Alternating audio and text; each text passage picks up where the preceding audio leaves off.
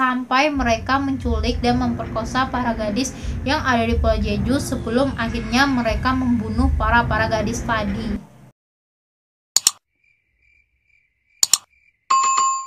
Hai guys, welcome back my YouTube channel. Terima kasih buat kalian semua yang sudah mengklik video ini. Guys, kalian pasti tahu dong kalau misalkan pencinta drama Korea, pasti kalian sudah tak asing lagi dengan keindahan yang dijanjikan oleh Pulau Jeju. Kalian pasti mengira Pulau Jeju itu indah banget. Bahkan Pulau Jeju itu udah dijadikan tempat syuting misalnya kan.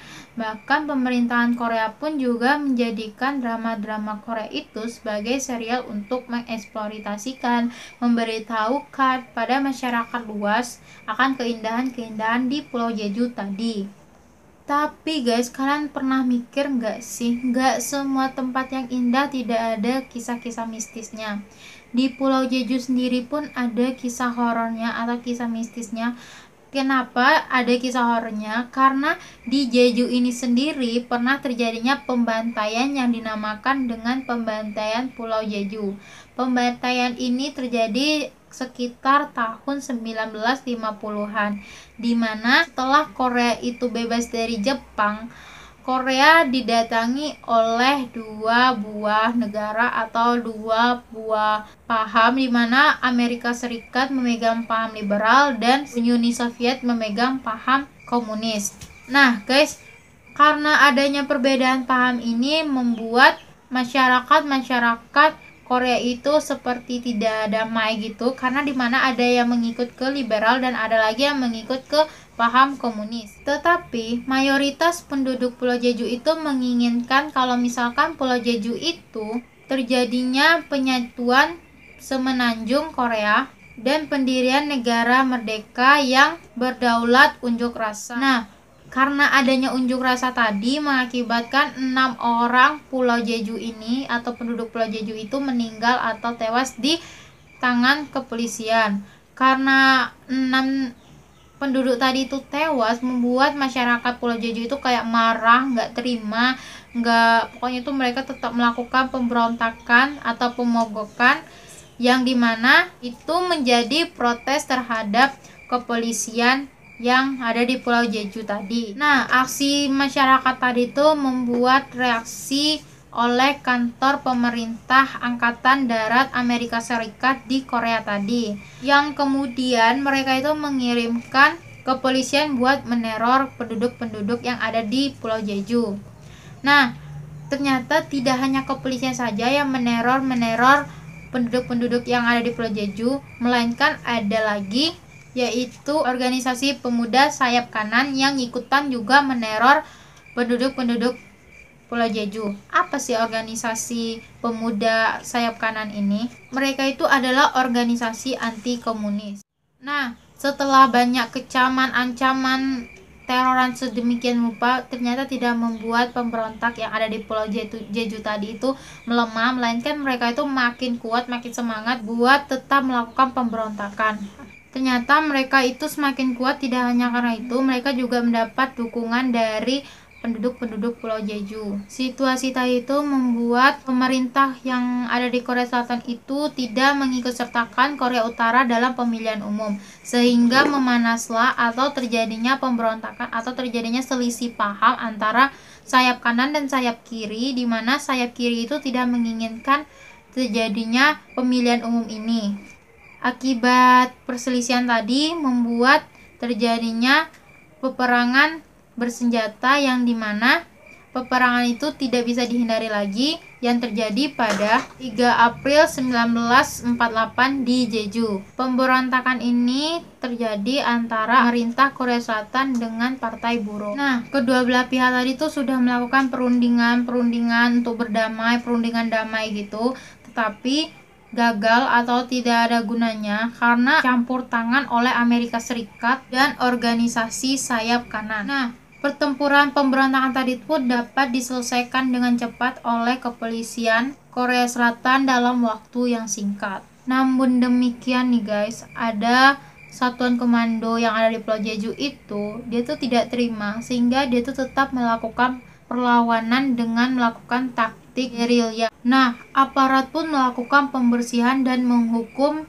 mati para anggota satuan komando serta penduduk-penduduk yang ada di Pulau Jeju tadi. Sebenarnya penduduk yang diikut sertakannya atau yang diancam ini sama aparat ini adalah penduduk-penduduk yang terlibat dalam satuan atau pemberontakan ini. Pemberontakan itu tetap selalu terjadi, terus berlanjut sampai akhirnya dibuatlah oleh Korea Selatan Angkatan Darat Bersenjata pada 15 Agustus 1948.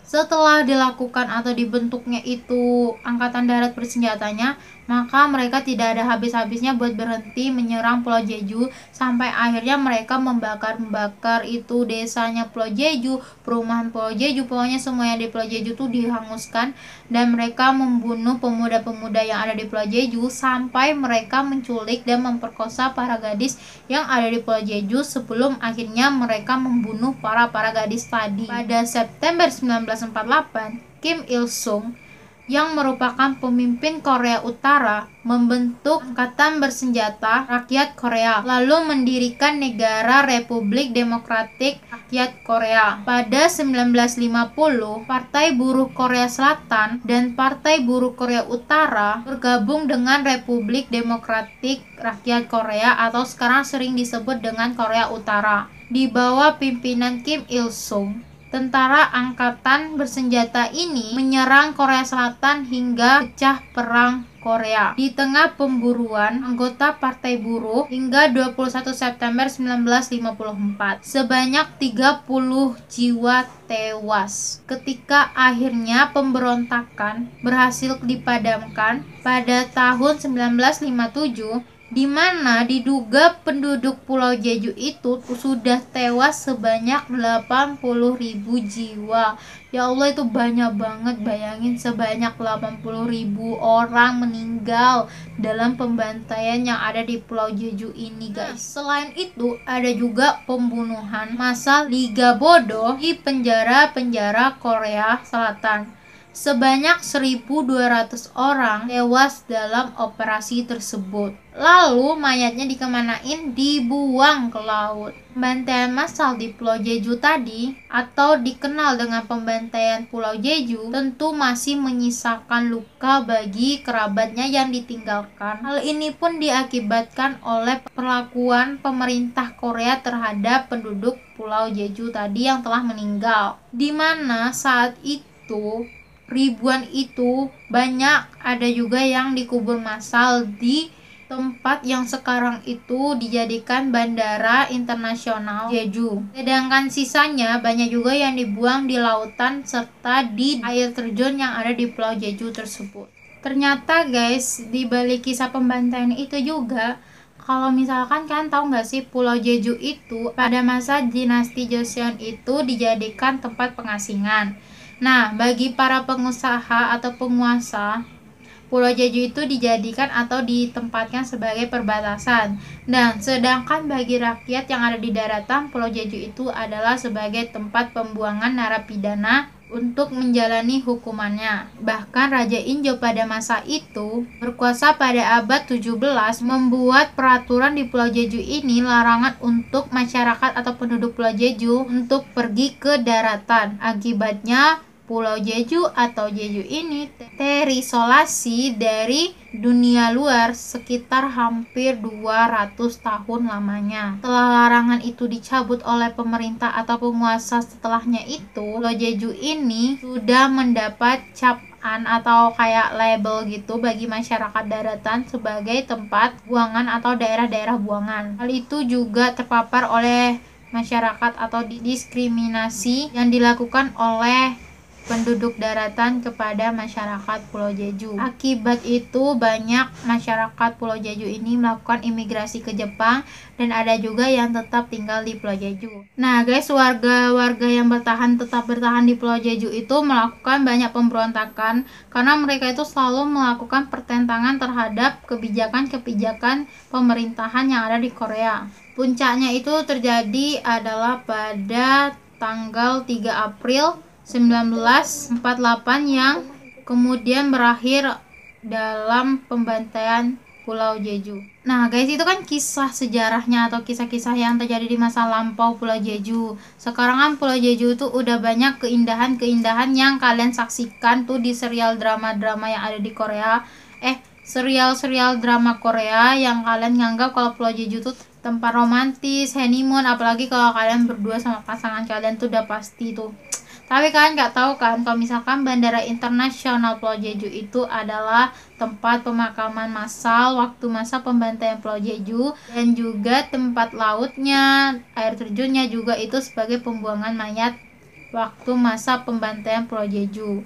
Nah, konon katanya guys, ada beberapa turis yang mengatakan kalau misalkan ada kejadian aneh di tempat mereka menginap, di mana saat malam hari ada terdengar bunyi ketukan pintu dan terdengar orang berlari di area lorong-lorong setiap hotel. Nah, itu masih dikecam sih kalau misalkan itu semua adalah orang-orang yang meninggal saat pembantaian Pulau Jeju itu terjadi. Kalian percaya atau enggak, itu seterah kalian, karena itu adalah kisah mistis yang ada di Pulau Jeju. Karena Pulau Jeju itu enggak hanya menyimpan keindahannya saja, tapi juga menyimpan kisah-kisah mistis lainnya. Nah guys, itulah video tentang mistisnya Pulau Jeju atau kisah-kisah yang ada di Pulau Jeju.